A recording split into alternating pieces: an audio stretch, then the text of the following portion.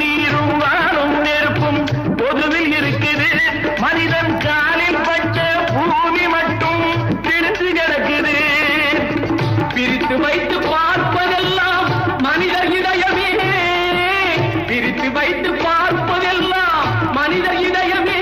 உலகில் பிரிவு மாறி ஒருமை வந்தால் அமைதி நிலவுமே, அமைதி நிலவுமே. நீங்க நல்லா